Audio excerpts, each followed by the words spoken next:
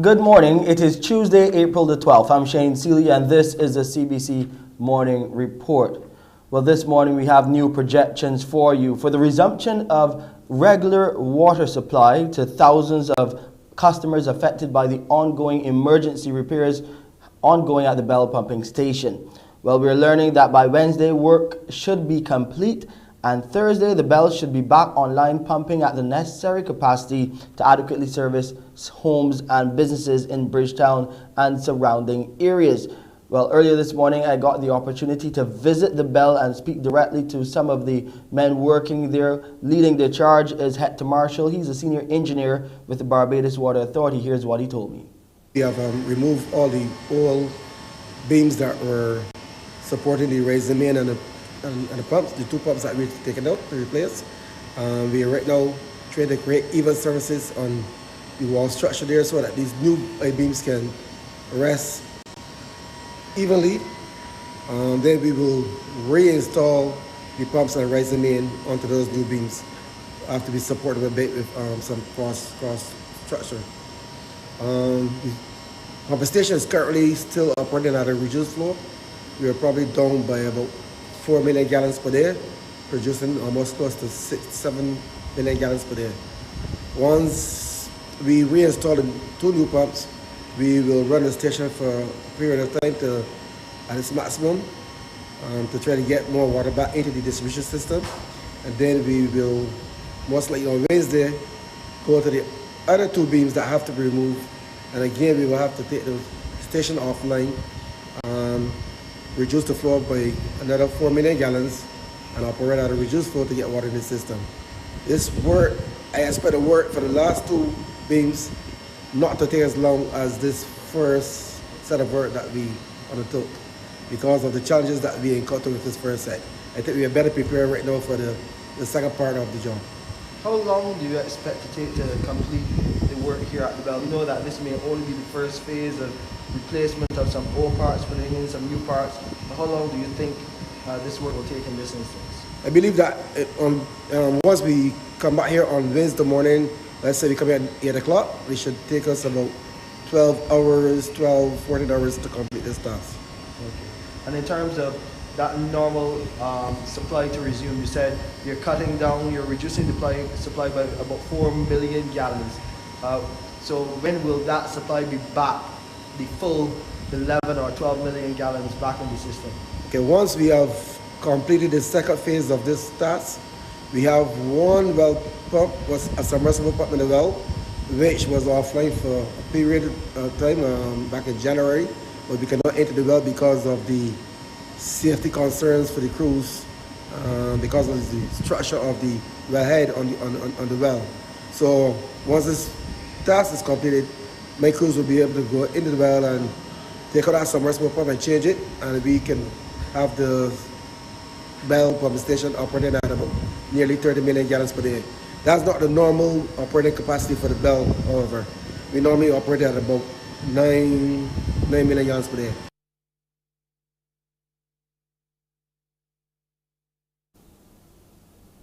That's Hector Marshall, they're a senior engineer with the Barbados Water Authority, speaking to me early this morning about the work being done. Now, joining me live is the General Manager of the BWA, Keith Roy Halliday, to tell you what you can expect going into today in terms of the tanker service and possible outages in certain communities.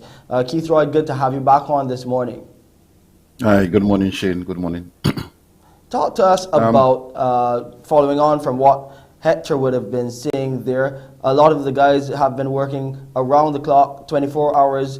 The crews have been shifting in and out to complete this welding work to get the job done in as quick as possible a time.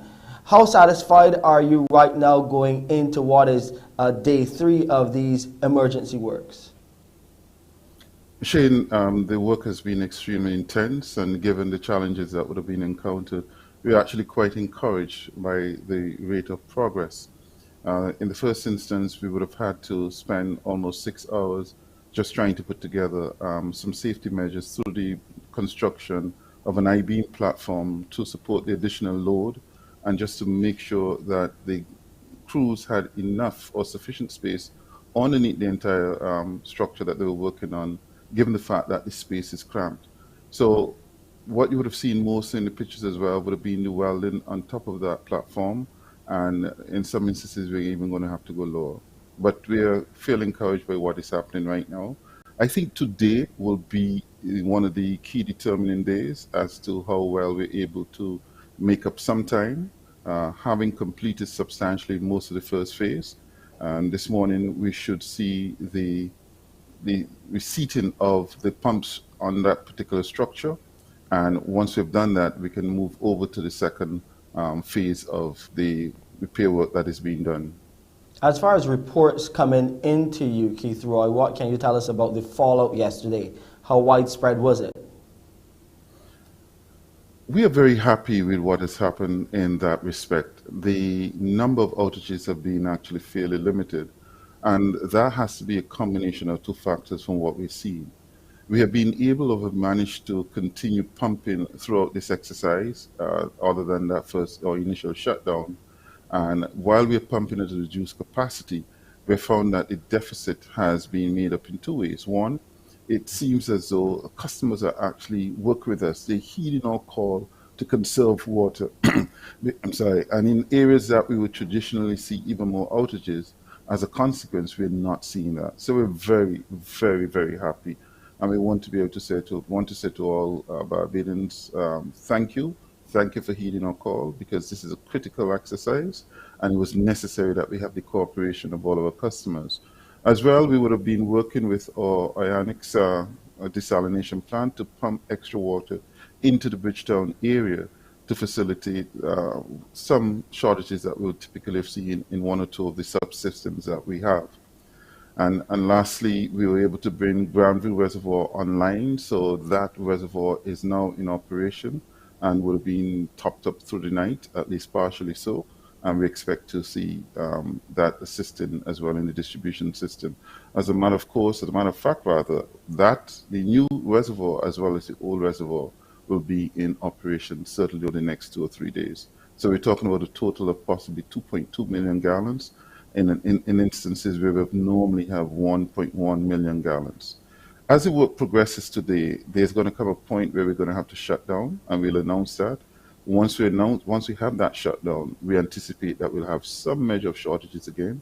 But we have had the practice of 2 days in terms of our response. We've had the practice of 2 days to see exactly the areas from experience which will likely be affected. Certainly the essential services, we have been able to support them at every turn, and we are happy to report that. And we do expect outside of that particular time period that things should continue to progress fairly well. A good dry run for the hurricane season? Absolutely, except that with the hurricane season, the challenge will be island-wide and not just a third of Barbados. And in the hurricane season, we can't always guarantee that we'll be able to pump at the level that we're pumping if we are hit by a category 3 or beyond. So this is just a reminder to everyone, really, that you do need to conserve, you do need to understand what that means in actuality. How do you save water? And secondly, you need to put in place provision for being able to store water. We appreciate the challenges out there. We appreciate that we have got to get accustomed. We have to shift our mindsets. We have to recognize and accept the fact that even though we are in 2022, the realities of time says or dictates to us that we must store and keep extra water. Indeed. Keith Roy, really thanking you for your time as your crews continue to work at the Bell Pumping Station and beyond, because there are still challenges in St. Lucie as well. But keep us updated, and until next time, you stay safe. Thank you, Shane. Thank you, Keith Roy Halliday, the General Manager of the Barbados Water Authority, giving us an update on that emergency work happening at the Bell Pumping Station and how it's impacting communities in and around the greater Bridgetown area. We will take a break here and come back with COVID-19 updates and a look at the war in Ukraine.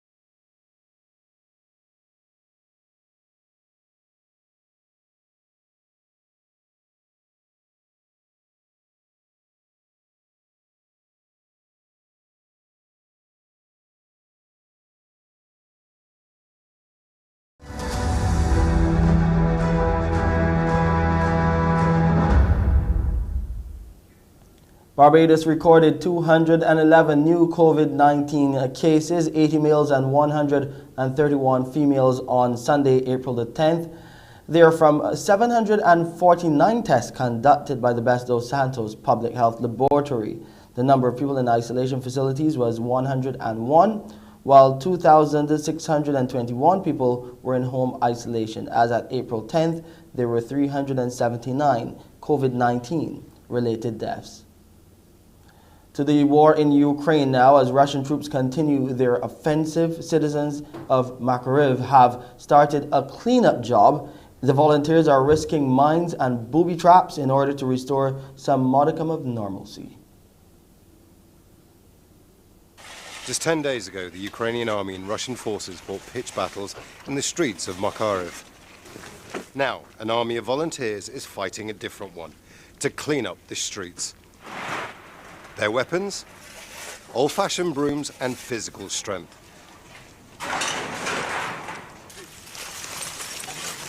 These people are members of a bodybuilding club in Kyiv who've come to help. Alongside their friends, they sweep into the supermarket.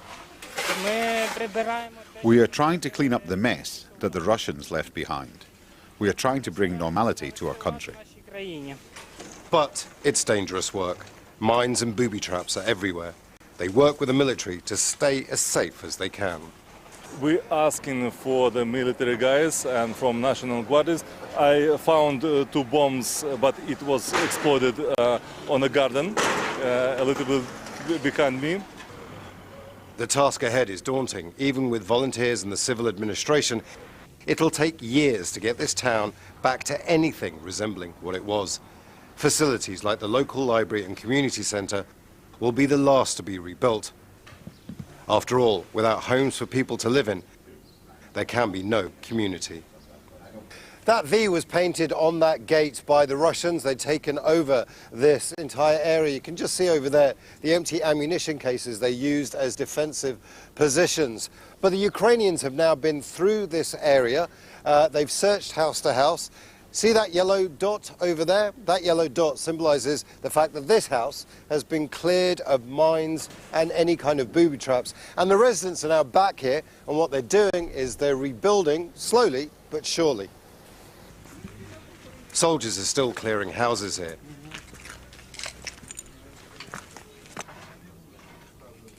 They look in this cellar methodically, making sure there's nothing that might explode. The woman who lives here watches nervously.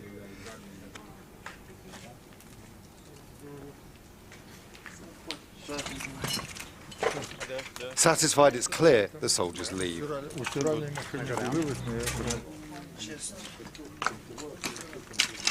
It's this type of operation that will allow those who still have some hope to return.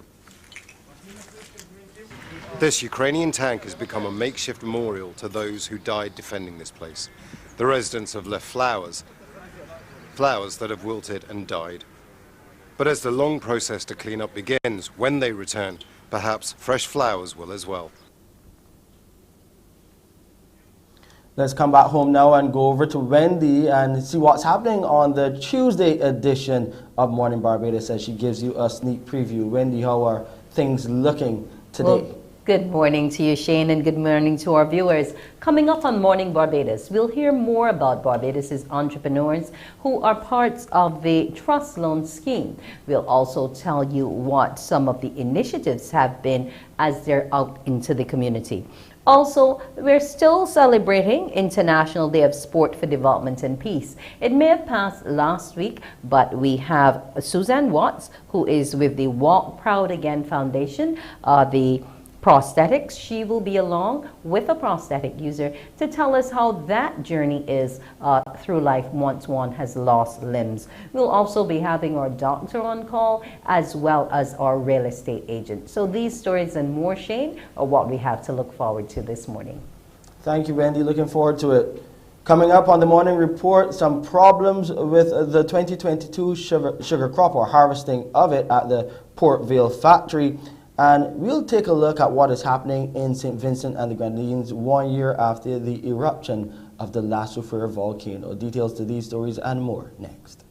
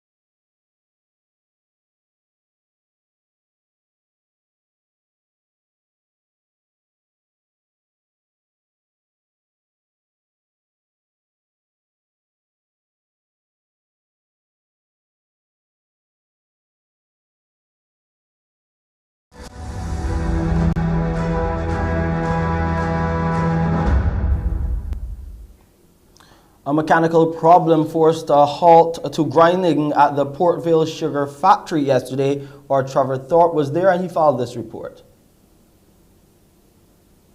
Skilled craftsmen and women are working around the clock to get the grinding restarted at the Portvale factory. Factory manager Marlon Monroe gave some explanation to the business report of the nature of the problems being faced. The combustion chamber is fired through a series of fans. There's an induced draft fan and a forced draft fan. What we have been seeing, there was like this ash has had the tendency to be actually sandblasting the tubes, the walls of the tubes, and kind of thinning them out at certain areas. So that is where we have indicated, we have recognized most of the damage occurring on these tubes. The factory manager said workmen are working around the clock and getting the boilers ready for testing tomorrow. What I can guarantee you that the work that we have done on replacing those set of tubes would mitigate on the level of disruption that we're likely to have. I would not sit here and say that there won't be any more leaks because we haven't been able to change all of the tubes. But what I can say to you that the level of work that we have done will reduce the level of possible any further tubes being bursting out during the rest of the crop. Chief Executive Officer of the Barbados Agricultural Management Company, Orlando Avali, said the stakeholders have been apprised of the problem at the factory. All things being equal, we anticipate that we will resume grinding on Saturday. We have 3,000 tons of cane on the ground. It's been sitting there for at least a week, but management have been doing some tests on the canes, and what we will do is that we will take that cane and we will make syrup. And obviously we already in discussions with the rum industry in terms of selling them the syrup, which they can use in the molasses. So there's not going to be a loss of revenue from the cane that is sitting on the ground. We're keeping certainly monitoring it to see the quality of it. Engineers are working around the clock and well into the Easter season to make sure the boilers are up and running at the Portvale factory and the restart of the 2022 sugar harvest. Trevor Thorpe, CBC News. 1 year after the La Soufrière volcano eruption in St. Vincent and the Grenadines, people are still living in shelters there. Crystal Hoyt is on the ground and has more on this story. Last year, thousands of Vincentians were displaced when the La Soufrière volcano erupted. To many, it seems as if St. Vincent has returned to normalcy. But for those living in shelters, the impact is still being felt. This month, it could be a since I've been in shelter. And up to now, me and my husband. I am one with the house mashed up in Sandy Bay. And then the government said them going and build back a house. The house and then don't finish at yet. But I want to move out because I don't feeling happy here. I want to go home by my home. Frederick Charles says he is also ready to return home as the living conditions are less than ideal. Sometime in the night I can't sleep. I had pressure and sugar, my teeth was hurt me, and I couldn't. A couple of nights, they just go drink a junk, smoke the marijuana, and come back and make noise. And I can't take that anymore. I'm ready to go right now. If you got somewhere to cook me now, I gone. Desreen Jackson showed me the small space 5 people have to share. Me and my husband and my daughter sleeps here. My son sleeps here. And my nephew, who was with me at the time. The mother of 2 says theft remains a concern. When you put anything in the fridge outside, and because I have my children and I had to get certain things for them, they take it and eat it. So you could put something in there tonight and tomorrow night it's gone. One time I went and did shopping, bag of grocery for my kids, juice, milk and stuff like that, and somebody came in to my private area, took the whole bag of grocery and a telephone that I had. It was horrible. Mainly because you're in a shelter and somebody come into your personal space, could have done anything to you or your children, and it was nerve-wracking for me. She says she is desperate to get out of the shelter. Reporting from Kingston, St. Vincent and the Grenadines, Crystal Hoyt, CBC News. Sporting news now. Eastern Stars are the new champions of the Tony Cozier 23 and under T6 Cricket Festival. They defeated Empire by 4 wickets in the finals at the SJPI grounds in Wildy. Damien Best reports. Well, it was more than just cricket on finals night of the Tony Cozier 23 and under T6 Cricket Festival. Before the players from Empire and Eastern Stars hit the field, there was a cultural presentation that included the landship, Tukman and stilt walkers forming part of a mini parade. Added to that, the trophy, well, it was delivered to the venue via limousine and in the hands of the ladies in red. Well, let's get to the match itself now. Empire sent into bat. First boundary of the night short, minus the venom. Slap through cover point for 4. Struggling in this first over with the ball. Lollipops, a magnificent sight. 4 more to Kevin Wickham.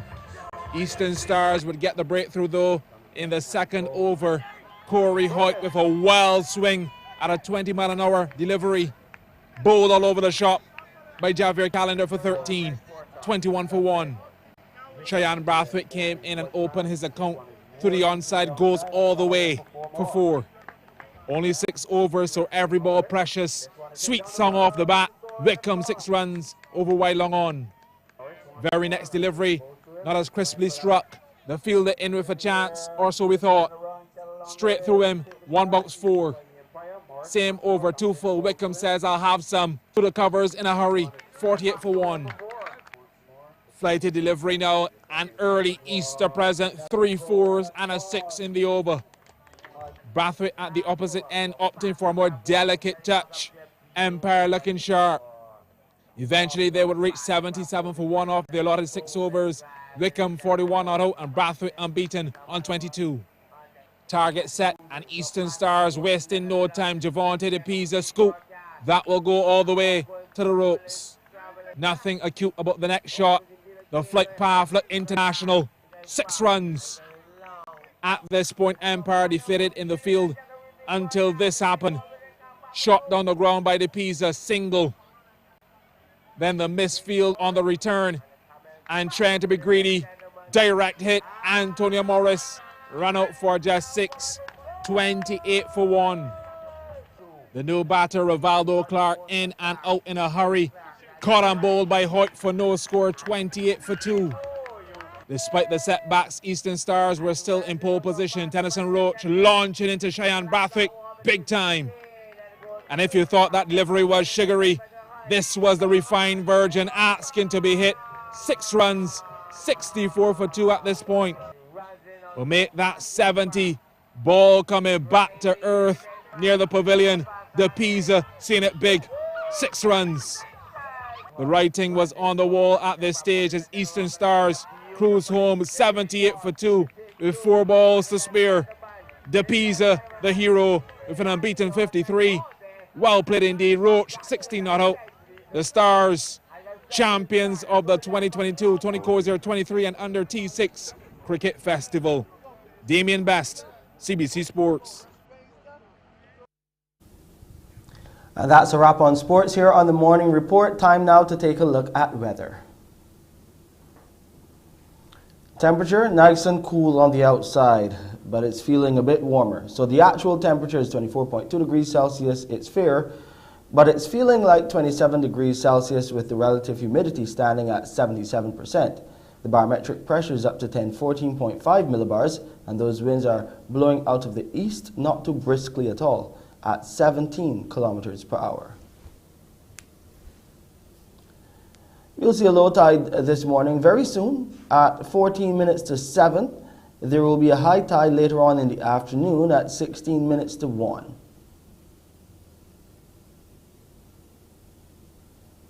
Those seas are smooth to moderate in open water with swells between 1 and 2 meters and increasing.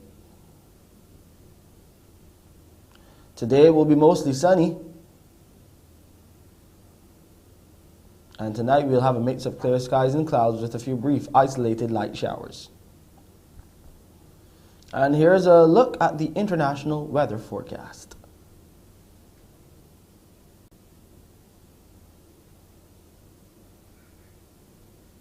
And that's it for the Tuesday edition of the CBC Morning Report. I'm Shane Seeley. I'll see you at 7 with headline news. Up next is Wendy Burke with Morning Barbados. Wake up, wake up, wake up, wake up. Barbados, get up. Good morning. Good morning, Barbados. Good morning. Good morning to you. Good morning. Morning, morning, morning.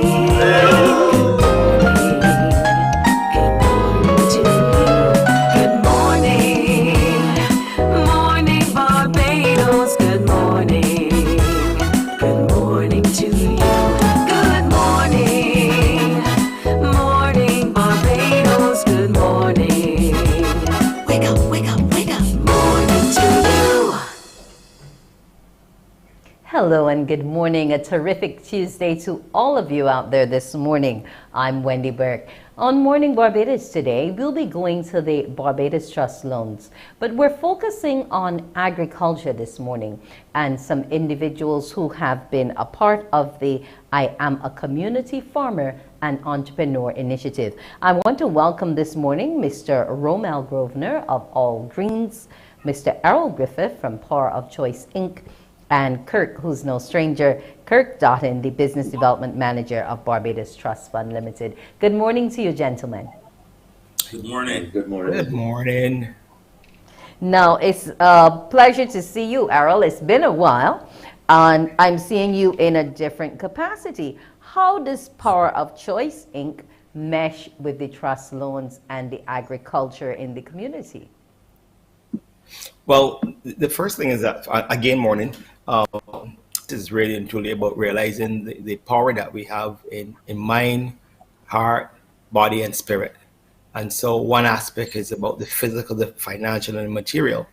And so came across Mel grew up with this wonderful initiative of the Instant Kitchen Gardens, and thought, since we have such a wonderful footprint in the schools, both primary and secondary, thought that it would be a wonderful marriage to be able to use that exposure that the Power Choice has to join with Romel and the Instant Kitchen Gardens and get as many young people as possible into growing their own stuff, eating their own stuff, sharing their own stuff, and then possibly also being able to make an income.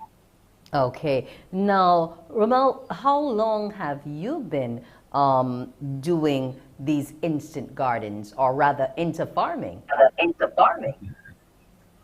Well, we have been doing the instant kitchen garden since 2015, and it really and truly was born out of a cry. We had some people approach us and basically ask me, "Hey, Romel, can you put your mind on the agricultural side and see if you can help us to fight the non-communicable diseases that were plaguing the country then and still continues to plague the country now."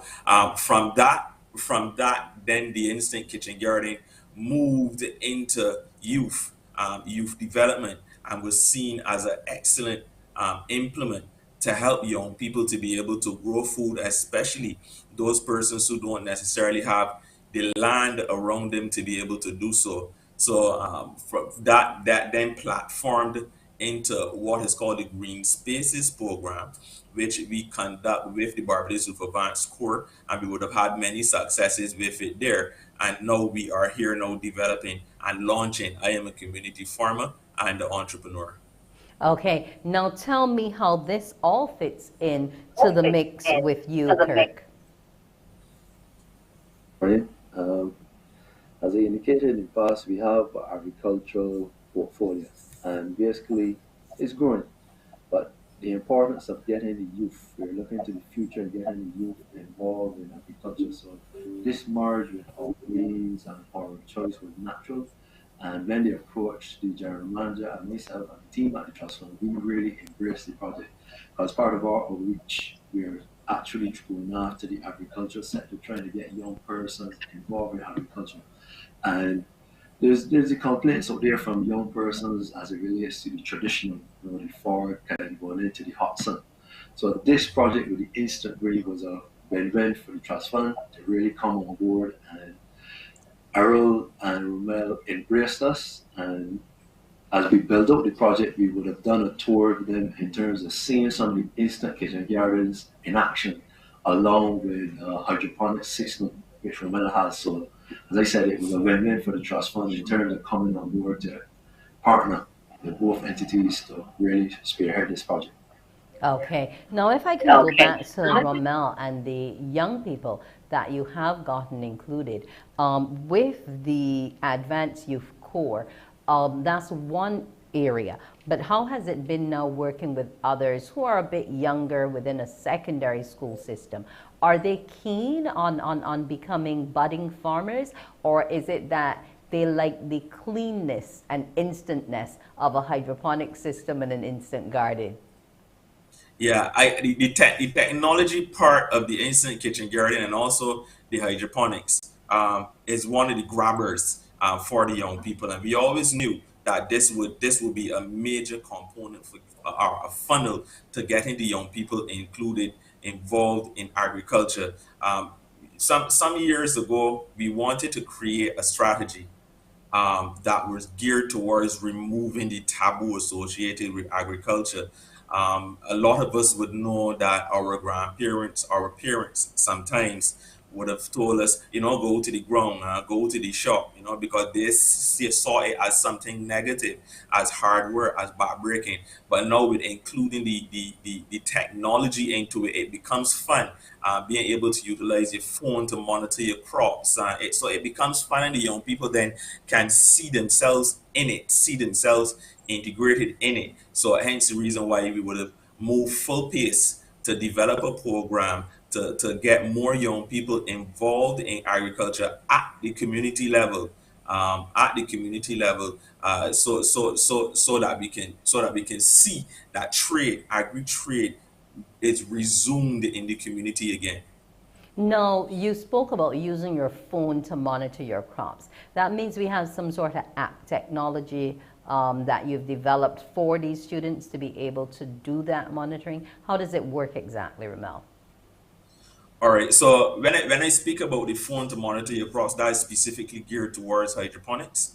Hydroponics, they will be exposed to the hydroponic technology, but the instant kitchen garden is the implement or the agribusiness asset, as we would say, that will be installed at their homes. And what the instant kitchen garden is it has a hardwood base. It is filled with soil mix. It has an automatic drip irrigation system running through it, which means it has a garden timer that turns on the water and turns it off automatically. So it means that you don't have to spend a lot of time outside taking care of the garden. It basically takes care of itself.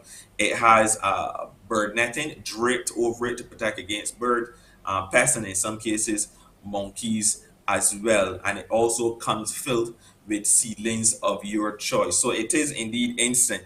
And we are going to be doing it with training. So I must go into exactly what this initiative entails. So this initiative, it basically has three components, with the installation of an instant kitchen garden or an IKG at the homes of each of the participants. And it has component two, which is the training. So they're going to receive training, mandatory training on Saturdays between 9 a.m. to 12 noon.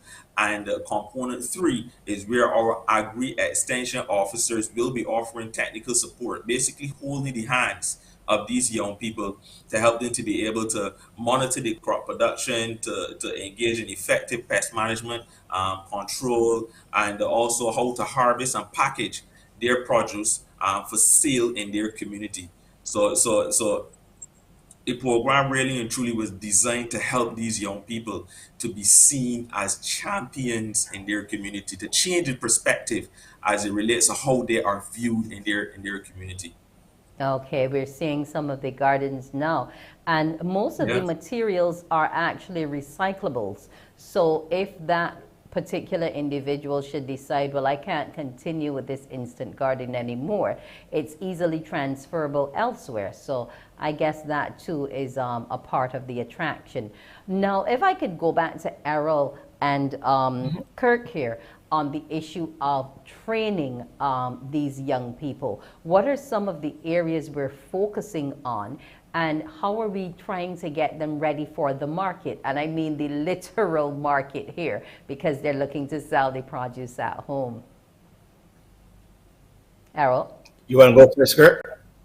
Okay. I'm not hearing you, Kirk. You're muted. Okay, Errol, you're going to have to take it because Kirk is muted. Yeah, okay. So the training is one, personal development training, okay?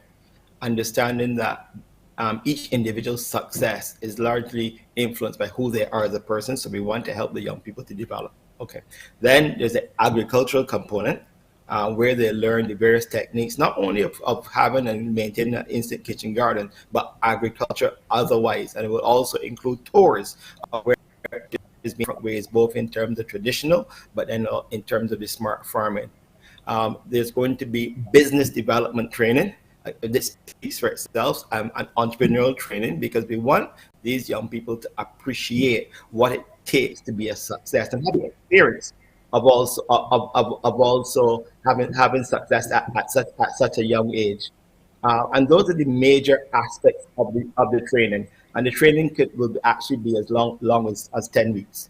Okay, that's quite a while. Yes, we don't just want to allow them to have the loans and then allow them to have the kitchen gardens, but we want to be in a place where we give them as much as possible that will allow them to be a success. Yes, in this, but in other areas beyond the instant kitchen gardens and the growing of things. Okay, let's see if we have Kirk here now. Good, Kirk? Okay, he's not back with us. Maybe I'll go back to Rommel. You said that you have been giving them seedlings in the gardens all ready to go. What are some of the crops that you're starting them on? Because, you know, it's sometimes easier to grow crucifers, you know, your cucumbers and things like that, which have a shorter growth time. So what are some of the things they've been doing?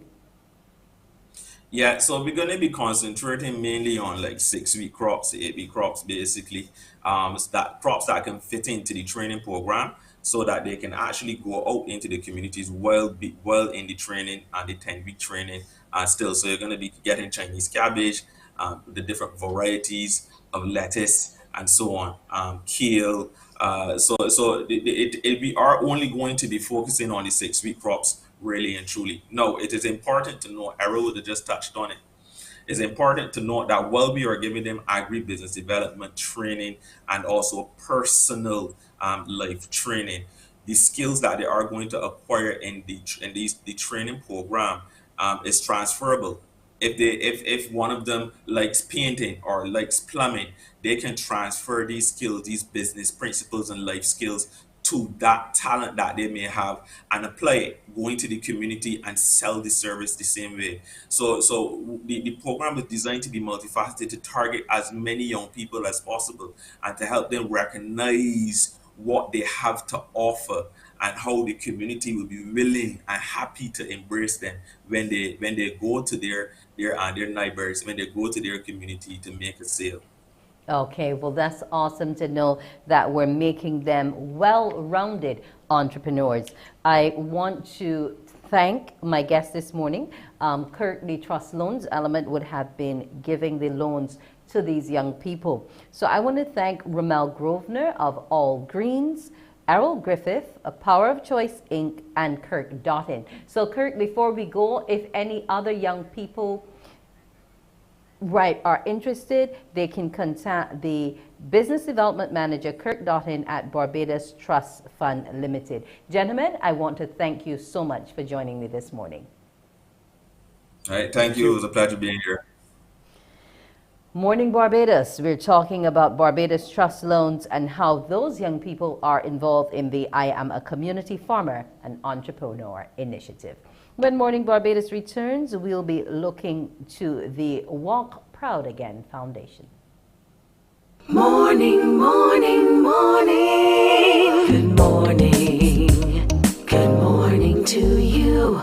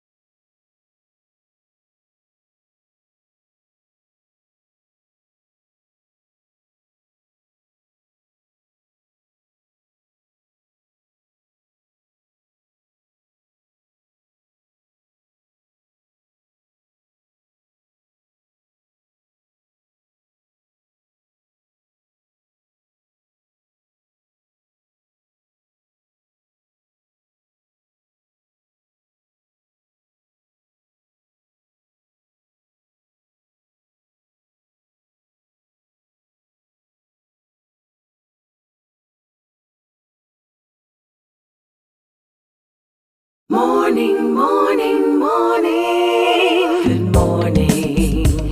Good morning to you. And we've just finished celebrating International Day of Sport for Development and Peace.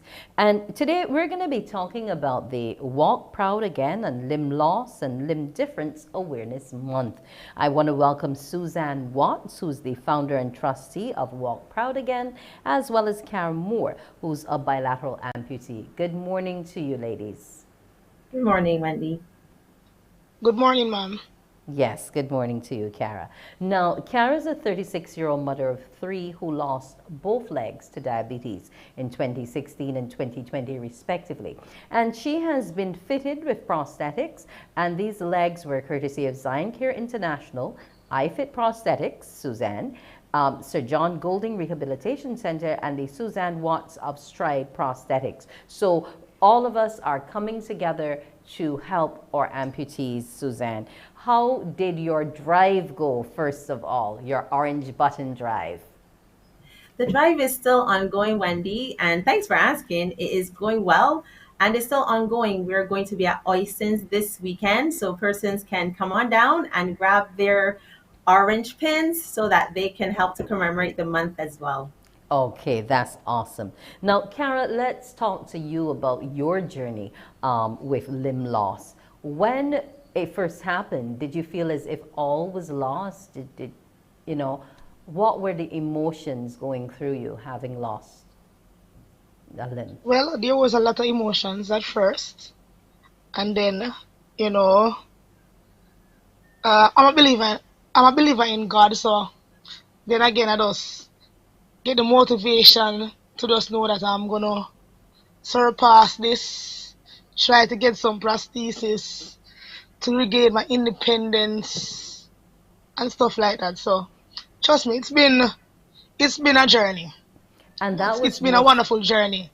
And I think that's probably what was most critical for you, regaining your independence with 3 children to take care of and wanting to be sure that you could care for them in the way that you wanted to. Yes, ma'am. Oh. Is this your son here helping you? Yes, that's my son, my big son. He's 14 years old. That's Maish Webb. Okay. Now, you see, now that's good when your little ones can understand and they can help offer that support. Once you did get your legs back, how did they feel about it? Well, I guess they were, no, I'm not going to say I guess. They were happy because, you know, that I'm able to be there with them, to go to school to pick up reports. And trust me, yesterday I went to school to pick up my big daughter and my big son's report. And last week I went to school to pick up Kimani's report. So it's been good. We are Yeah. out. Yes, out Trust and me. about, and that's wonderful. Yes. Now, Suzanne, knowing stories and successes like that, I guess that what propels you and the Walk Proud Again to continue the work you're doing.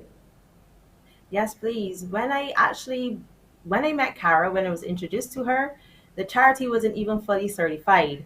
So I did go under the capacity of Stride Prosthetics and being an American board certified prosthetist within our region. And when I saw the video that you just aired, I absolutely knew that I did have to go to Jamaica to assist this lady with acquiring the prosthetic legs. The charity was very gracious in trying to source the prosthetics for her, and what she did acquire were the iFit prosthetics, which is new adjustable technology for prosthetics, as I would have mentioned a few sessions ago in our last interview. So, as an American board certified prosthetist and the regional distributor for the iFit prosthetics, they did contact me when they realized that we're finally going to push ahead with these prosthetics for Kara to get her back up and mobile again, being a little bit more independent. So I just jumped on a flight straight to Jamaica within a matter of 24 hours.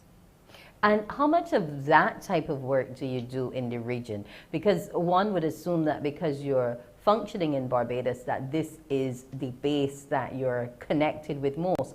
But NCDs bother the entire region just as much as it is in Barbados alone. It's definitely my goal to reach out to the region. Kara would have been the first instance where I would have actually traveled to the country to actually provide the prosthetics. But in recent months, as most recent as last month, we do have persons flying into Barbados from our region, Guyana, St. Vincent, and we're having a patient coming from Antigua next month who are actually coming to be fitted with prosthetics because it is not a very common field within the Caribbean. Most persons do travel to North America to get the prosthetics fitted. So now they do have an awareness that there is the availability of prosthetics in Barbados. They're actually inquiring more about it and sourcing the funding to actually travel here to Barbados to get the fittings done. Now we're talking about that funding. I know you have your drive, but there were quite a few organizations that came on board to help Kara. How critical is their role within the work that you and other prosthetic suppliers carry out? How critical is it? It's extremely critical. The cost of the material to actually manufacture the prosthetics is what's quite expensive. So persons always ask, why are prosthetics so expensive? But it's the cost of the material. Most prosthetics are made from carbon fiber, which is quite a lightweight material, but it's durable. So it adds to the durability. And so to have organizations like Zion Care come on board and say, you know what, we are going to try to source the funds for this individual to actually acquire the prosthetics because it's not a luxury, prosthetics are a need. Some private sector companies are viewing prosthetics as cosmetics. And in the case of below and above knee amputations, even with upper extremity amputations, they're more than cosmetic. There is the instance where they do serve a cosmetic factor, but for the most part, is about functionality at the end of the day. So having persons come on board and say, you know what, let's give back to our community. Let's be able to help a person to restore their life and have a good quality of life, because essentially that's what is the end goal. So to even establish Walk Proud again, and we fight so hard and push so hard to be able to have that accessibility for persons here in Barbados as well is one of our major goals. So we are glad to have the exposure here on this platform so that persons can see for themselves the importance of organizations such as Walk Proud Again. Okay, Kara, now when you started your therapy to get used to the prosthetics, did you feel like giving up at any point, or what was your driving force? Mom, I'm gonna say this. My motivation come from within. I don't think about giving up. I always try to overcome my obstacle and move forward. That is just me, I don't know. That is wonderful. And how did it feel on a day-to-day basis in terms of getting around and doing your regular chores, your washing, your grocery shopping? You mentioned going for the children's reports. So actually being able to go up to them at school and hug them and say, you know, job well done, that is something that must have, you know, have your heart bursting to know that, you know, no one has to wheel me there anymore. I can get there on my own. Trust me, mom, you wouldn't even know. It's a great feeling, and I must say, enough respect to Miss Susan Watts, Zion Care, the whole team, Mona Rehab. Oh my God, I'm so grateful. I really appreciate all their kindness and support because if it wasn't for them, it couldn't have been. So I'm grateful, and I must say, thank to the Almighty God also. Thanks all the while. And we are happy that you're walking again. Your 3 children are as well. And I know with Easter coming, you can probably also get to go out and fly a kite and do, you know, even a little Easter hunt, egg hunt if you wanted with your children. So that is something different, you know. Yes, ma'am. As I say, it's a great feeling, trust me. Now, Carol, what more work do you think at this stage needs to be done to assist more of our empathies to get back to that level of independence? Because you'd mentioned that some numbers aren't as available as we would want them to be.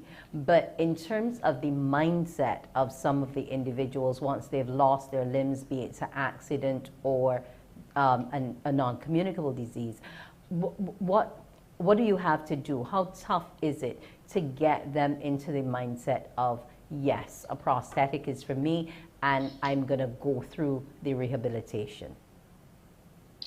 Very good question, ma'am. It's a lot.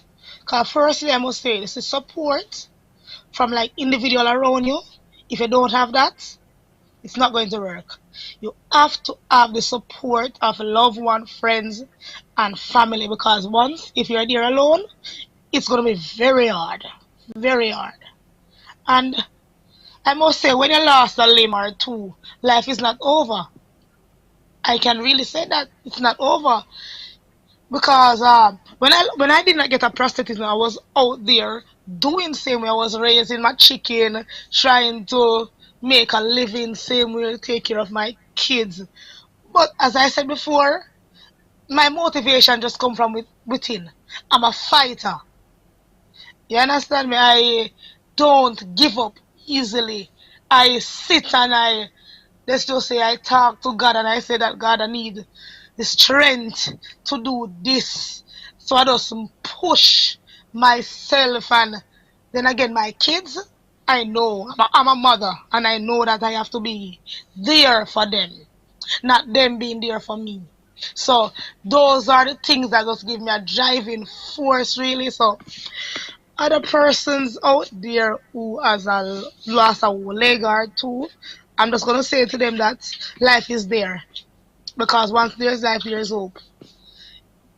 Prostheses are very expensive because, as I said, I couldn't afford to get one, leave less the 2. So I'm so grateful to Susan Watts, Zion Care, other donors for coming in and assisting me, really, because it's expensive. So the government or government body needs to put something in place to help persons who lost a limb or 2, because this is what's happening now regularly. Because since I lost both my legs, I am seeing more persons losing a leg, losing 2 legs and stuff like that. So, and they can't afford to buy a prosthesis, buy either 1 or buy 2. Right now, I have a friend who lost a leg about 3 months after me, just 1 leg, and she can't afford to get that leg up to date because it's really expensive. Understood. So we need more We from need our more government. Suzannes in this world. Trust me. Trust me. Susan is a great person. Very great Yes. person. Now, Suzanne, before we go, just tell me what you're going to be reaching out and doing at the Oysons Festival over the weekend and how the public can help out. Okay, so this weekend we are going to be amongst the craft market at the Oysons Festival. So you can look out for us. From Saturday, we're going to be out. We are going to have our patient advocates on site. So when I say patient advocates, actual amputees who are going to be able to give you their insight. You can look out for Daniel Coulthers. He's going to be there. We're actually trying to set up a special demonstration for those who would have known Danielle, for many years. He's actually a Paralympian. He's a cyclist. So he's going to do a little demonstration to show you that despite he has his bilateral amputations, that he's still able to do spin and he does it really fast. I've never seen feet moving so fast, Wendy. It's amazing to see. Also on Saturday evening, 6:30 to 8:30, they're having their celebrity cook-off at Oystons. And this year, amongst the celebrities, we're going to have Rashante Parsons. And y'all will be familiar with her, and she's a quadruple amputee. But Wendy, you need to come down and see her actually cook. She doesn't have prosthetic limbs as far as the upper extremity. She only has prosthetic legs, and she is quite a treat to watch her cook. She can cut it even down to an onion. This girl can cut. Sorry. So please come out and support limb loss and limb difference awareness. Support the Oysons Festival. That's going to be our next venture. So you can come out, you can give of your donation and receive your limb loss and limb difference awareness pin. Thank you so much for joining us this morning, Suzanne Watts and Cara Moore from Jamaica. Here's hoping you and your children have a wonderful Easter. Thanks for joining us this morning. Thank you, ma'am. We'll take a break now, and when we return, we'll have some more news from Shane Seeley. Morning, morning, morning. Good morning. Good morning to you.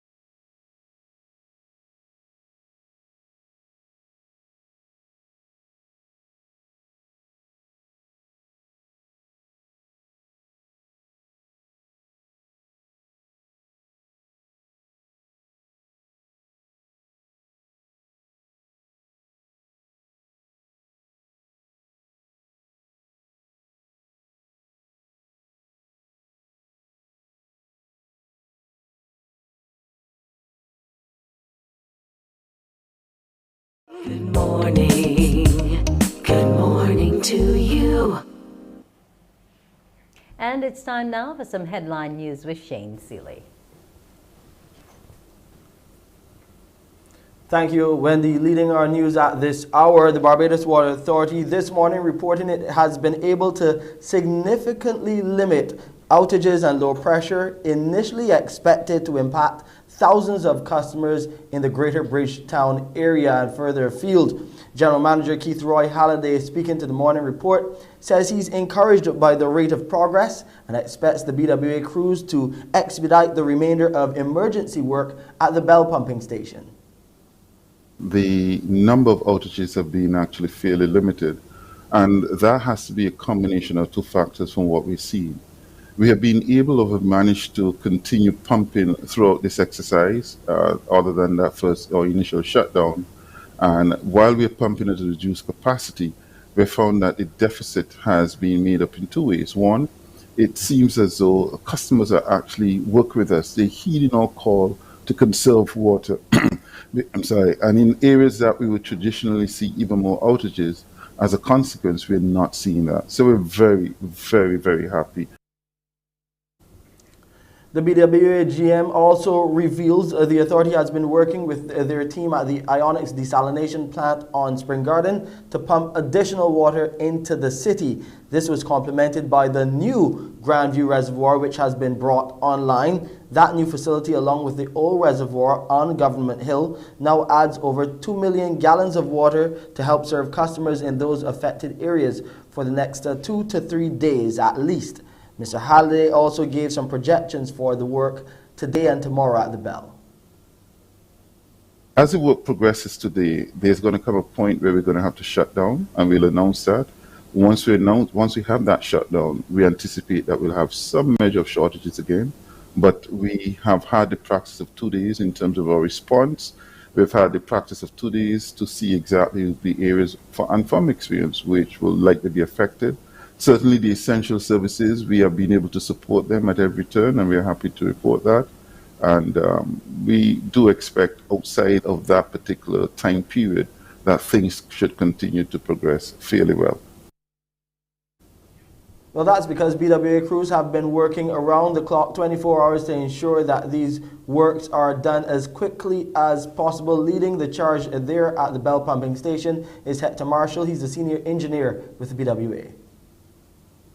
We have removed all the old beams that were supporting the raise the main and the pumps, the 2 pumps that we've taken out to replace.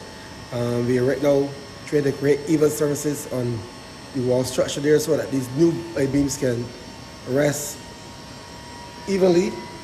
Then we will reinstall the pumps and raise the main onto those new beams after we support them a bit with some cross structure. The pump station is currently still operating at a reduced flow. We are probably down by about 4 million gallons per day. In other news this morning, Barbados has recorded 211 new cases of COVID-19, 80 males and 131 females on Sunday, April 10th. This is from 749 tests conducted by the Best Dos Santos Public Health Lab. The number of people in isolation facilities was 101, while 2,621 people were in home isolation. As at April 10th, there were 379 COVID-19 related deaths. Looking at what's happening with the sugar crop now, a mechanical problem forced a halt to grinding at Portvale Sugar Factory yesterday. Trevor Thorpe was there. Skilled craftsmen and women are working around the clock to get the grinding restarted at the Portvale factory. Factory manager Marlon Monroe gave some explanation to the business report of the nature of the problems being faced. The combustion chamber is fired through a series of fans. There's an induced draft fan and a forced draft fan. What we have been seeing, there was like this ash has had the tendency to be actually sandblasting the tubes, and the walls of the tubes are kind of thinning them out at certain areas.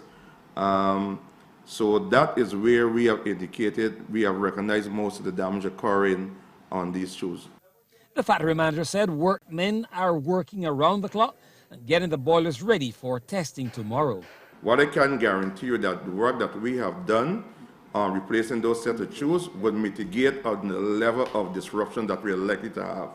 I would not sit here and say that there won't be any more leaks because we haven't been able to change all of the tubes. But what I can say to you that the level of work that we have done will reduce the level of possible any further tubes being bursting out during the rest of the crop. Chief Executive Officer of the Barbados Agricultural Management Company, Orlando Avali, said the stakeholders have been apprised of the problem at the factory. All things being equal, we anticipate that we will resume graining on Saturday. We have 3,000 tons of cane on the ground.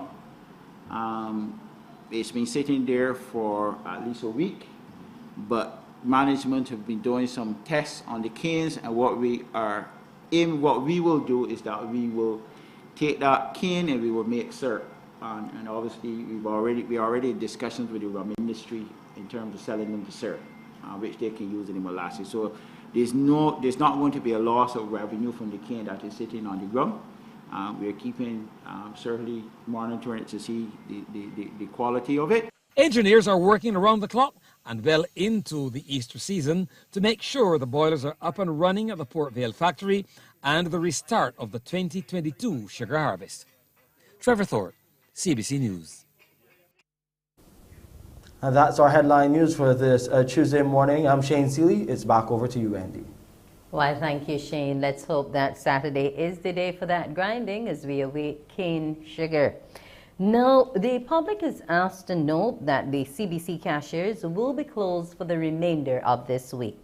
Customers are asked to pay their bills online or at a SurePay location. The cashier station will reopen on Tuesday, April 19th. We apologize for the inconvenience and thank you for your patience and understanding in this regard. So, pay those bills online or at SurePay locations. The CBC's cashiers will not be open. Well, we'll take a quick break here, and when we come back, we'll be talking to a chef who's made it for 10 years and he's still staying slim. Morning, morning, morning. Good morning. Good morning to you.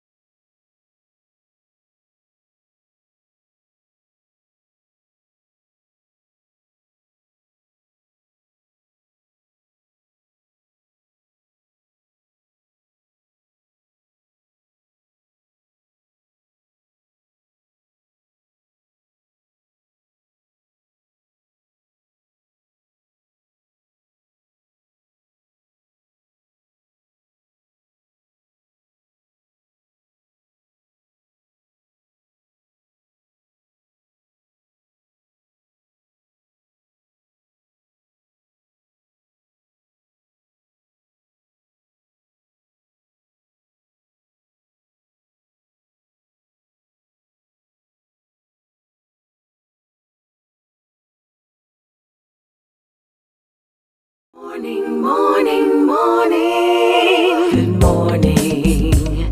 Good morning to you.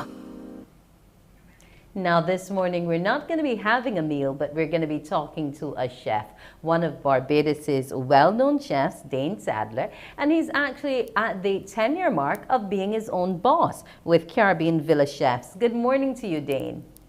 Hi, good morning.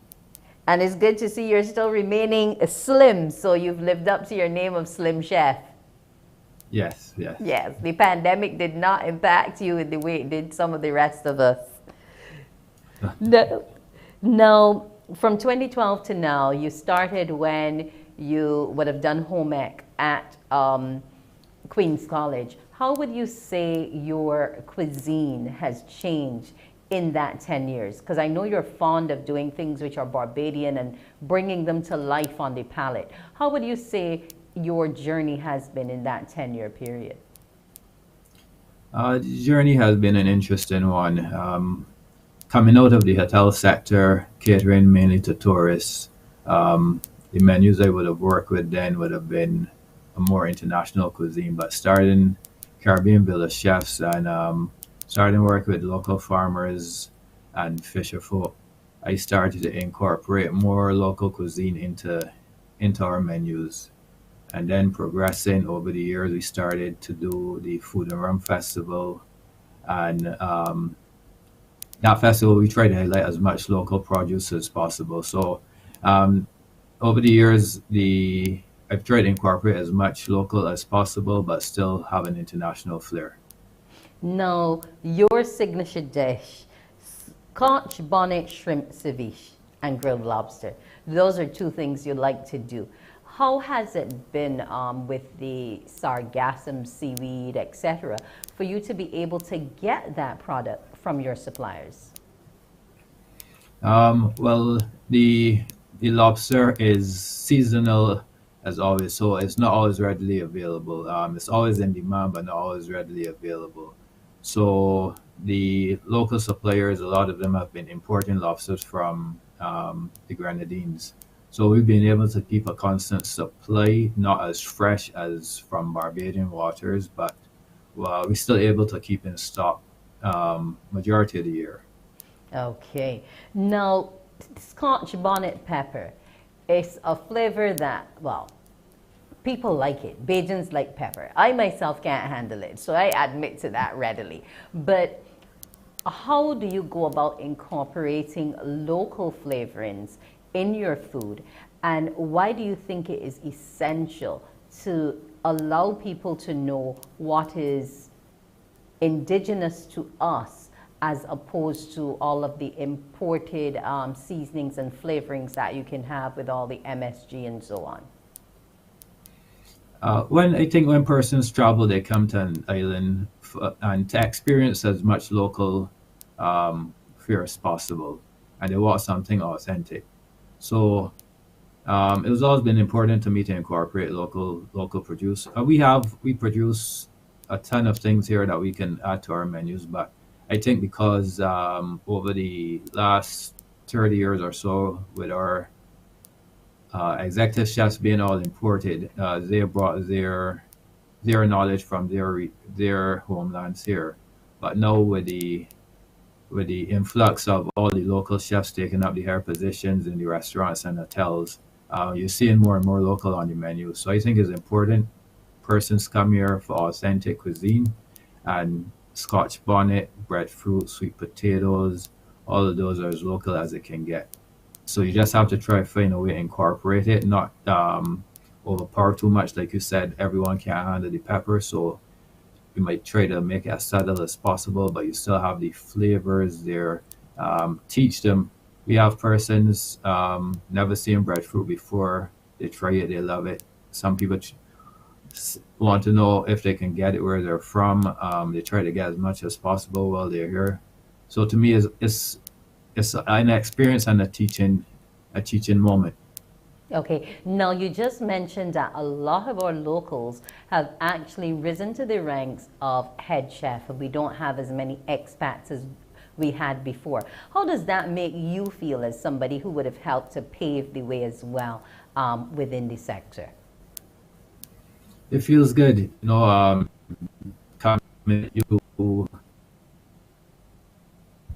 You have in my era, you'd see all these local chefs coming in above you, and having the locals train those executive chefs to use the local produce was sometimes a slap in the face. So it's good to see the local chefs rising to the ranks because they're all capable. We have the skill set here. The culinary team always travels and does well in Miami.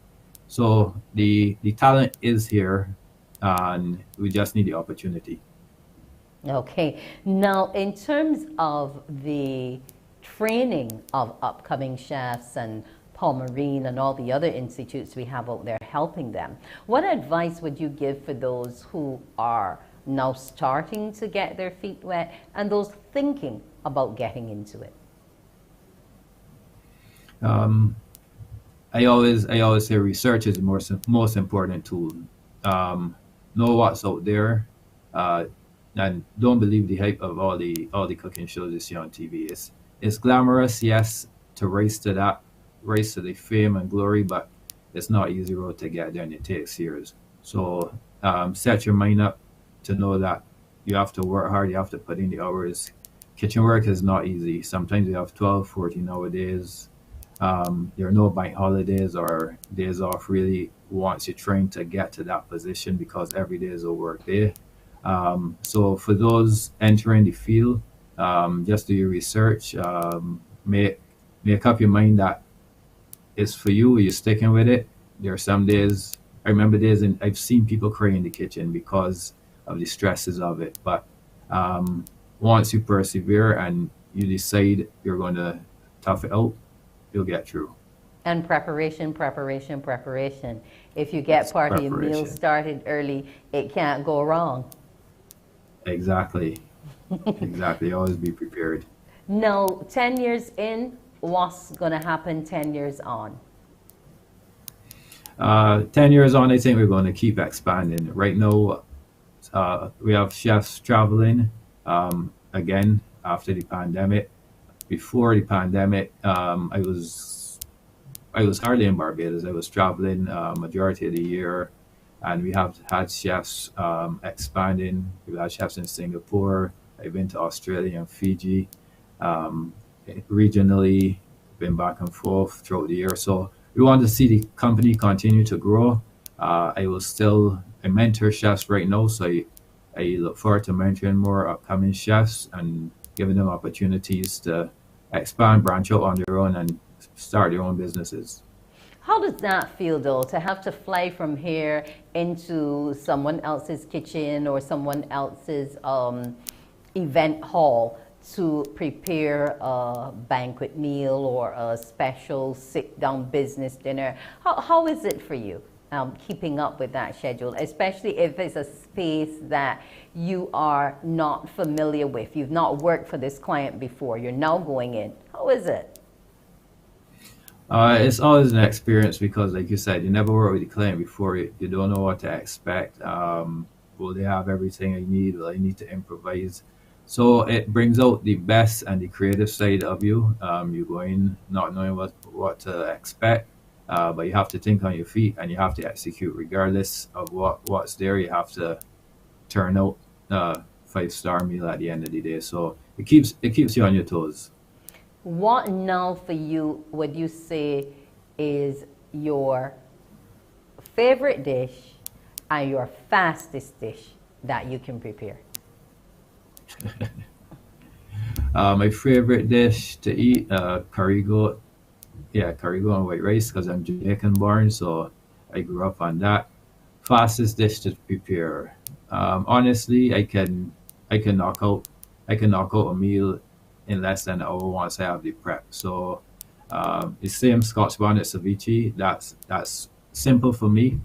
It's in plating, it might look complex, but it's simple for me. I think most meals once, as if you ask any chef, once you prepared and you have time management, and because you prepare the meal in your head first before you prepare it in the kitchen. So um, I don't have many challenges in the kitchen unless it's a dish I'm unfamiliar with. Okay, and most of it is your mastery at the end of the day, so there's no unfamiliarity. Yeah, yeah, yeah. There's always something familiar in a dish, even if you haven't prepared the dish before. So you always, put your magic touch on it, and voila, make it happen. Okay, Dane, congratulations on that 10 years. And here's wishing you 10 more. And happy cooking. Stay slim. Don't let COVID get you like I am. And we always enjoy you. There's no more food and rum, but maybe you can bring your own festival, huh? How about that? You never know. You never know. That, Something may pop up, that sounds but like there a are a good lot of food pop-ups expansion. going on. Yeah, I will look into that. So where's your next pop-up so I can be there? I'll send you an invite. I haven't decided as yet. Okay, well, I'll look forward to it. Thank you so much, Dane Sadler, Slim Chef of Caribbean Villa Chefs, celebrating 10 years and doing wonderful things in the kitchen. When we come back after the break, it will be time to talk with our very own Dr. Gillian Birchwood, our pediatric care segment, and we'll be talking about autism because this is Autism Month. Morning, morning, morning. Good morning. Good morning to you.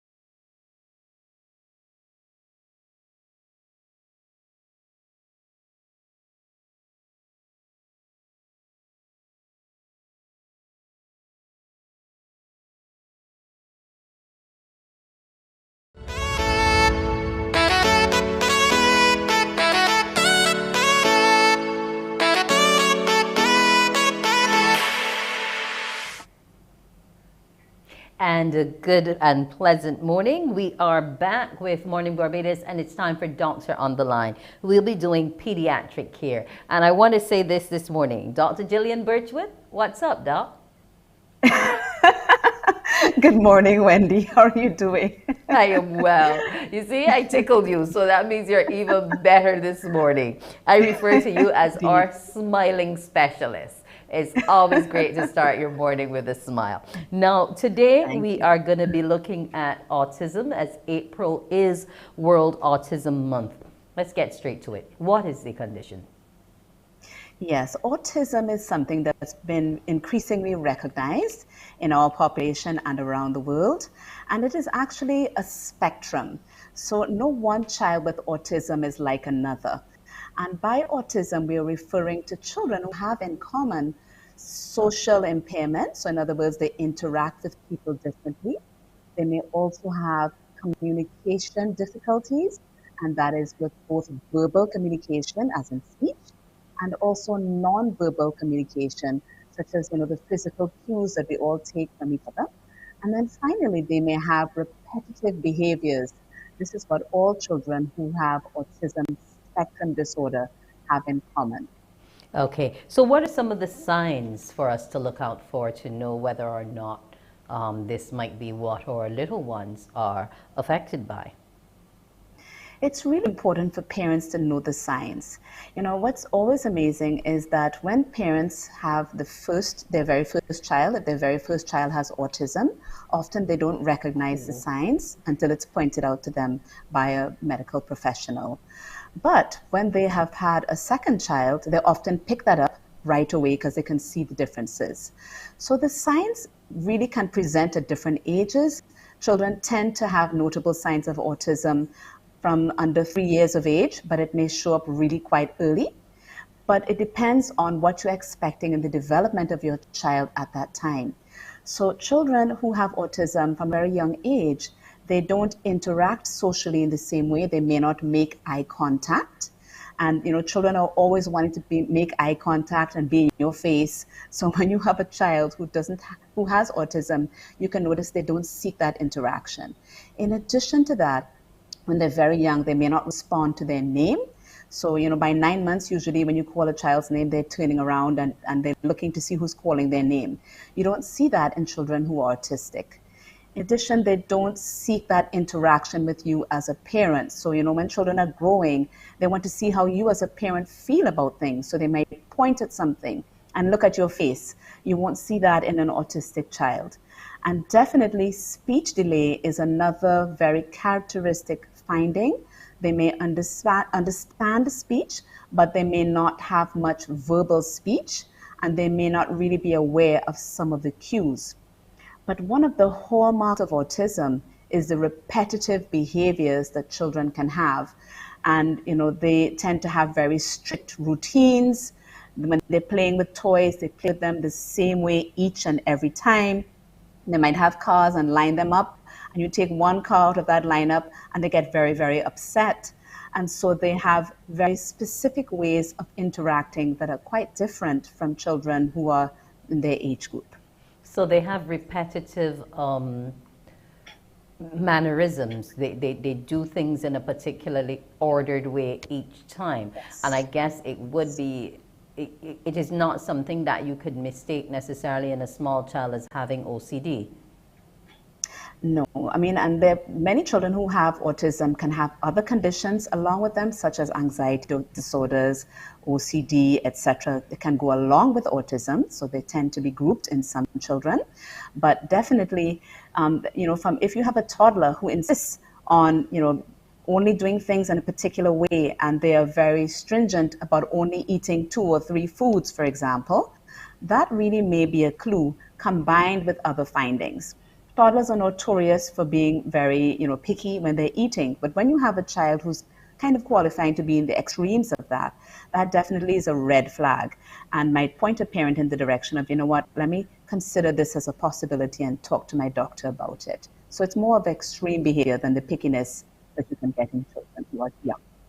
Okay, so the age factor, you had mentioned that sometimes it's not always seen as early. So it is possible maybe for this child to get up to age 5 and I not see some of those red flags until he or she goes into a primary school setting, and maybe then the teacher points out some peculiarities. Well, we really hope that children aren't diagnosed as late as that or flagged for being at possible risk for autism as late as that, although it certainly does happen. I think there's much more awareness now from parents as well. If they notice something they consider unusual, they may look up the signs and symptoms on the internet. So many times by the time they have presented to me and they're 2 years old and I'm pointing out certain unusual behaviors, if I mention autism as a possibility, many times parents are not surprised because they have also researched. So that's one thing that's helpful about the internet.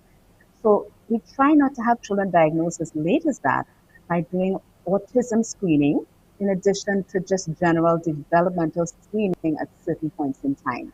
So all children should be screened for autism at around 18 months to 2.5 years. That's the ideal time to do screening tests, which will let you know if you should do further testing to confirm if your child has autism. And the earlier you make the diagnosis, the better.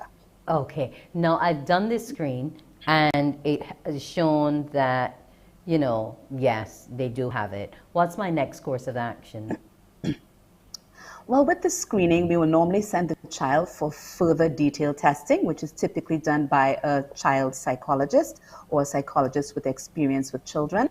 It's very frightening for parents when they hear your child may have autism, because when they look on the internet, you will usually get the most, scary possible, children that they will highlight. And it's such a spectrum that you can have a real range of how children will present. So we get the definitive testing and diagnosis, which is typically done by the child psychologist. And then you will say, okay, let's see what your child needs. As I said, no two children on the spectrum are exactly the same. Some are very high functioning in terms of their intellectual capacity, and some really need much more support. So it depends on each child what they really are going to need.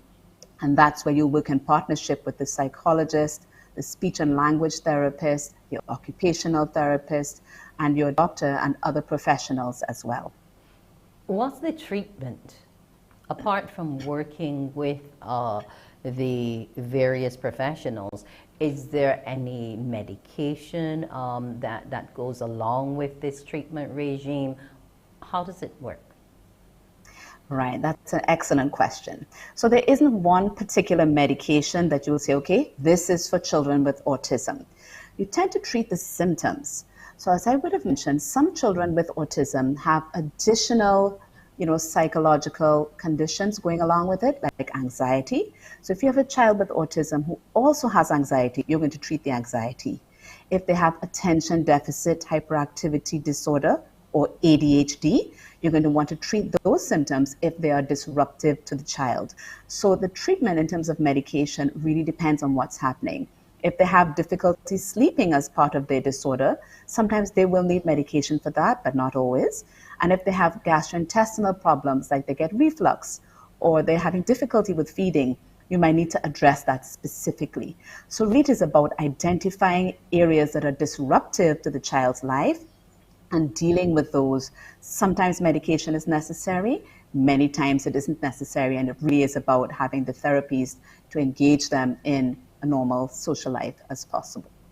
Now, there are some people who posit that autism isn't an inherent or naturally occurring thing, that they found changes in their little ones after immunizations and things like that.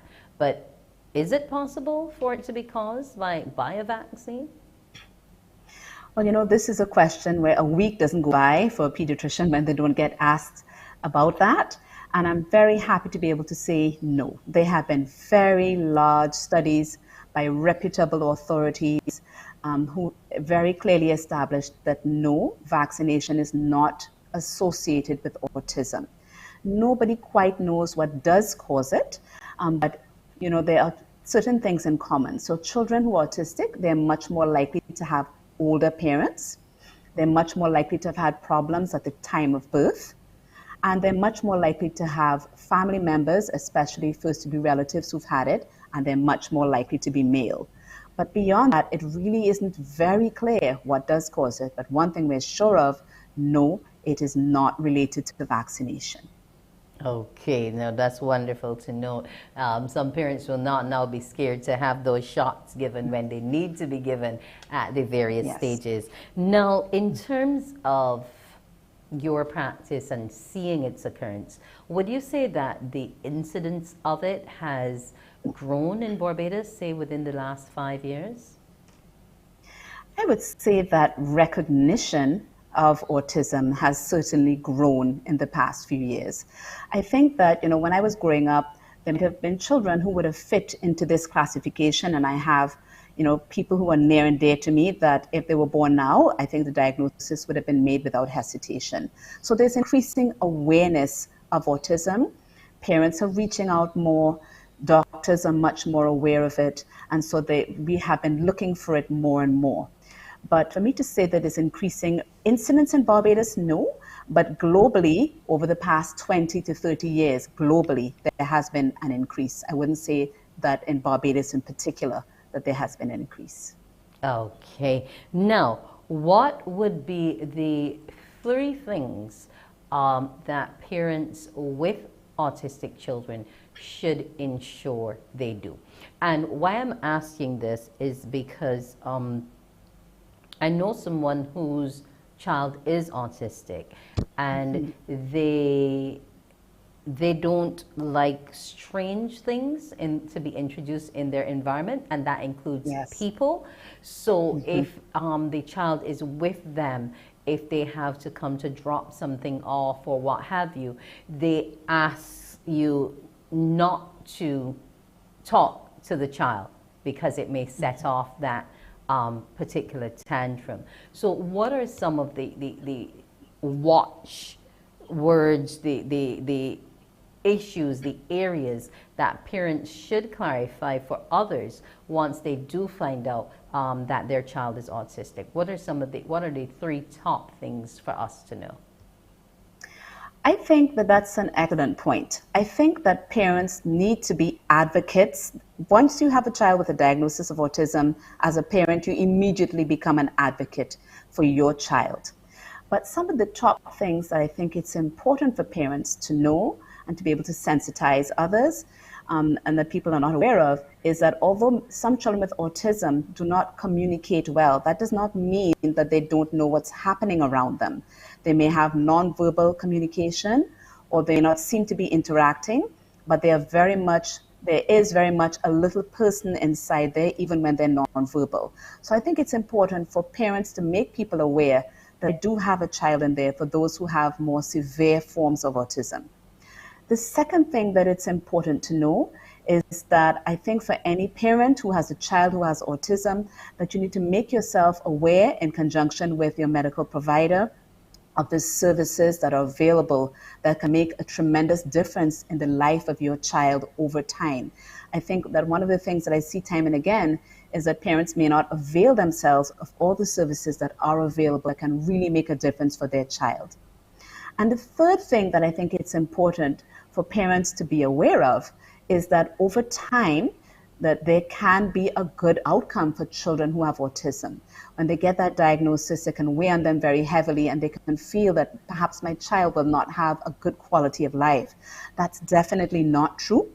And in many cases, you can see quite significant improvements over time. But the key is perseverance and patience when you have a child who has autism. They can be delightful just like any other child, although there can be challenges. I want to thank you, Dr. Birchwood, for giving us that advice to help us navigate the challenges. I'm wishing you a terrific Tuesday today in whatever you do, and enjoy your Easter weekend. Thank you. You too, Wendy. Have a great day. Thank you so much. That was Dr. Gillian Birchwood, the consultant neonatologist and pediatrician with the Queen Elizabeth Hospital. We'll take a break, and when we come back, we'll be talking real estate with Sharita O'Dell. Morning, morning, morning. Good morning. Good morning to you.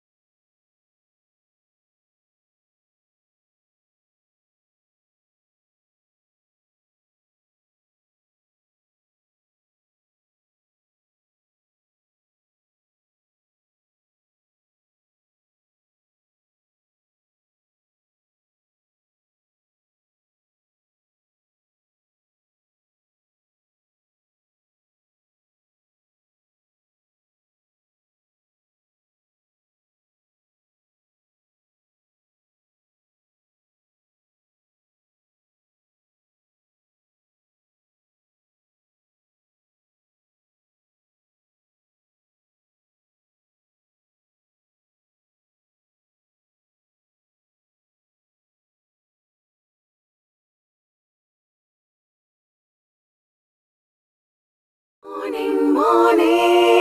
Good morning. Good morning to you. Now, the weekend is past, but CBC was a part of something very special this weekend in the Golden Square, and it was the Beige to the World Series 2. Now, here to show you just a treat of what would have come is third place winner Diane Jemmett in her performance. I like to do things nice and easy. But you know what? Not tonight. You know why? Because we're a beige to the world. So instead of doing it nice and easy, I'm gonna end it nice. Well, rough.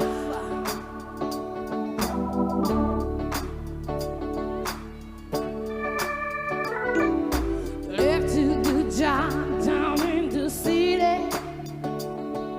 working for the man every night and day.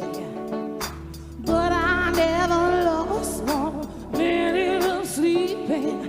I was worried about the way things might have been. Big wheels keep on turning, round every keep on burning, and we rolling, rolling, rolling down the river, rolling, rolling, rolling down the river. Woo!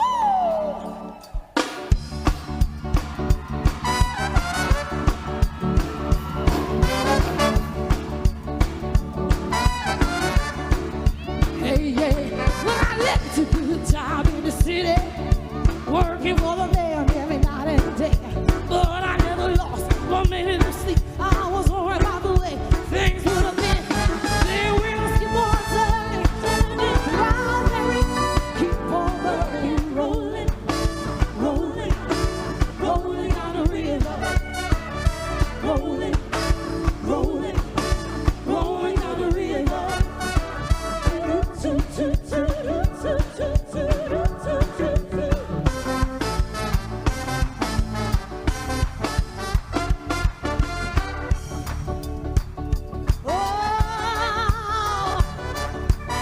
Paint a lot of pains and band fuss. Pumped a lot of tans down in New Orleans. But I never saw the good side of the city till I hit you right on a riverboat. Then we'll keep on turning, round and keep on burning, rolling, rolling, rolling down the river, rolling, rolling, rolling down the river.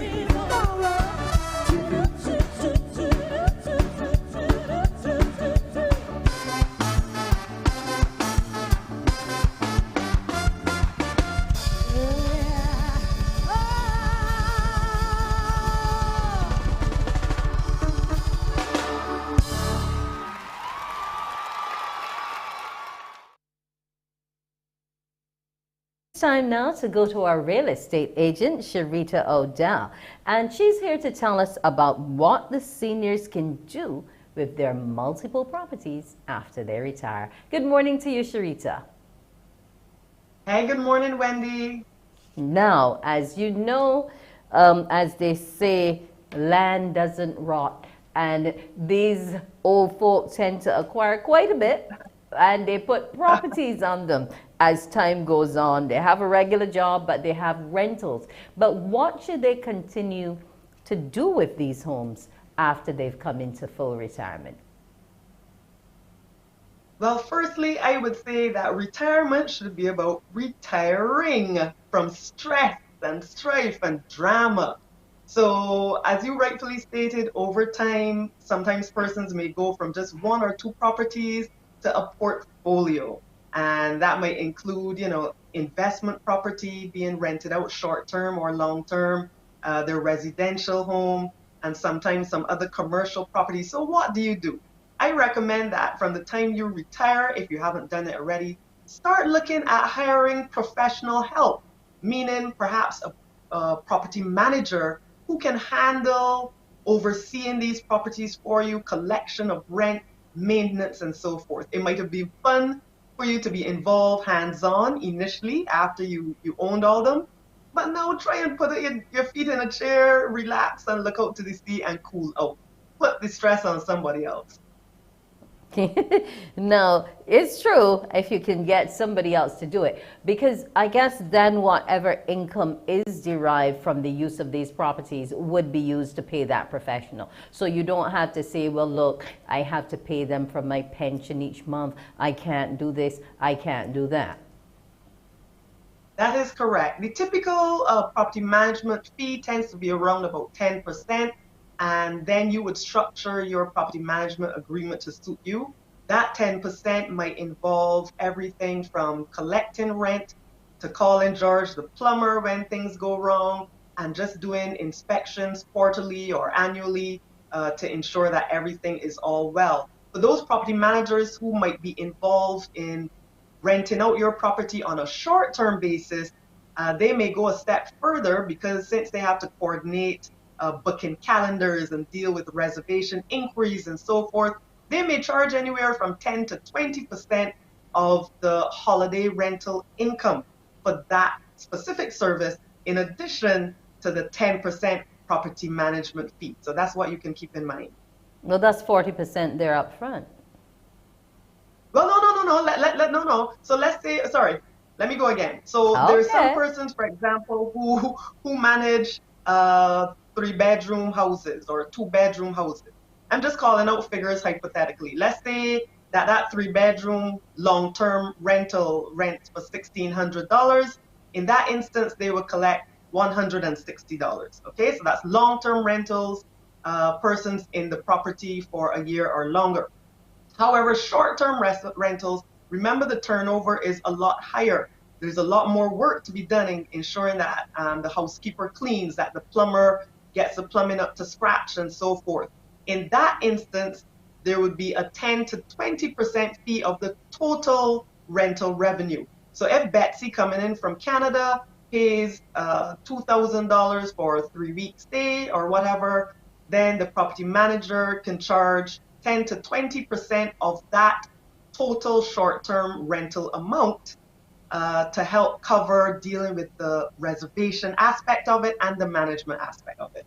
Oh, okay, good. Glad for that point of clarification, because I can see Gran already saying, I won't have anything to leave for my grandchildren by the time I'm finished with this particular management consultant. So now, in terms of reportage though, how often, if you hire this professional, should they be giving you back reports on the status of these properties?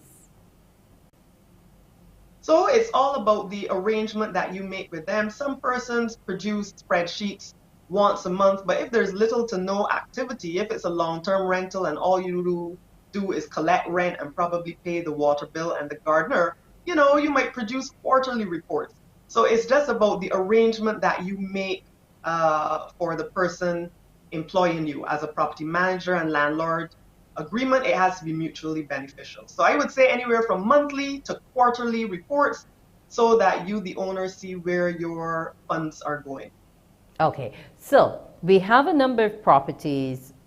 We've decided we're gonna keep the apartment block because that turns over, but we're gonna sell the board and shingle 2-bedroom house because that was the first house I owned. I don't have any children in it, but I have a few godchildren that I'm perhaps thinking about willing it to. But right now I'm thinking that I want to convert it to a shop. How would I go about doing that? All right, first off, when you're looking at your portfolio, this is what I recommend. If the portfolio gets too large for you to handle and it's stressing you out and you have to make decisions to cut some dead weight. Always look at those properties which might perhaps have the highest repayment, low equity because the mortgage is still quite high. Those will be burdensome to you. Look at pushing them off. Also, when you do that, however, talk to your financial planner to ensure that you're not shooting yourself in the foot by incurring high taxes from that sale. Remember that retirement is all about making your funds work for you. You don't ever want to be in a position where you're strapped for cash. So you also need to look at what is going to turn over, whether it's a rent that you can live off of comfortably or that can whittle down to persons you want to leave money for and so forth. One of the things I recommend with a large portfolio too is have a discussion with your children to see if they even want to be involved with any of your properties in the first place. We often assume, I'll leave my properties as an inheritance. I want your big monstrosity that is going to cost me $20,000 in land tax a year. So have that discussion with your children first to see if they want to even be tied to any of your properties. And if so, perhaps you can bring them into the management, the co-management of it with you. Also in terms of, you're thinking about leaving properties to children. Why not do some leaving in your lifetime? Meaning don't wait till you're dead and probate has to happen and Julie and Susie are fighting over X, Y, and Z. So that's something to take into consideration with your portfolio. Okay. Now remember, in that instance, there were no children. I wanted to leave it to the godchildren, perhaps, but I wanted to make it something else. I saw it as being useful to the community, and somebody said to me, well, I want to lease it so I can run a little grocery out of it, that kind of thing. So should conversions be considered too? Yes, of course, but once again, you have to look at the bottom line. People always have this dream and a vision, but is it going to cost you? Is this conversion going to make sense? Is it going to really pull in enough money to add to helping you with your medical bills? And same thing, going back to the godchildren now in this instance, do they want any part of it? So same rules apply. You got to talk to them first because we always have these grand visions. I'm going to leave a legacy. What if they don't want your legacy? Or if that legacy doesn't leave them a leg to stand on. Correct. Yes. All right, Agent Sharita. Well, we hope that those who are getting ready to retire have been tuned in this morning to Morning Barbados to hear this advice, and that they'll get on the way to planning and also to selecting. Now, that's one quick thing. What are the things we should look for in having that agent to help us along? Well, of course, with any agent, as the agents say, check to see if your spirit connects with them. Because you are having someone help guide you with major assets that you have spent blood, sweat, and tears trying to achieve. So make sure that whoever you align with, whether it's agent, whether it's property manager, is your spirit telling you that they're okay? If not, run for the hills. And just ask some questions, do reference checks, get to know their background before you proceed. Thank you so much. So now we're armed with that knowledge, we can proceed. Have a great Tuesday, Sharita, and it was good having you as usual. Likewise, take care. You too. That was Sharita Odell. She's on IG at Agent Sharita and on Facebook at Barbados Real Estate 246. When we'll take a short commercial break here, and when we come back, it's time for us to let you know what might be ahead. Morning, morning, morning. Good morning. Good morning to you.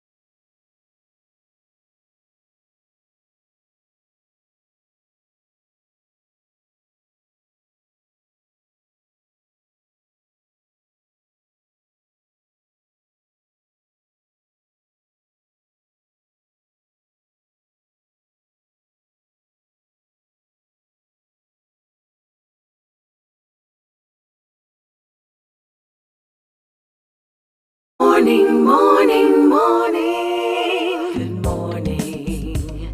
Good morning to you. And just to let you know that the public is advised that the CBC cashiers will be closed for the remainder of the week. Customers can pay their bills online or at SurePay locations. The cashier station reopens on Tuesday, April 19th. We apologize for the inconvenience and thank you for your patience and understanding. And go on out and enjoy the weekend. Walk Proud will be at the Oysons Festival come Friday through Monday, so go out and give them your donation. Help someone get a new limb. Well, that's been Morning Barbados. Here's to you and a terrific Tuesday. We'll see you tomorrow. Wake up, wake up, wake up, wake up. Barbados, get up. Good morning.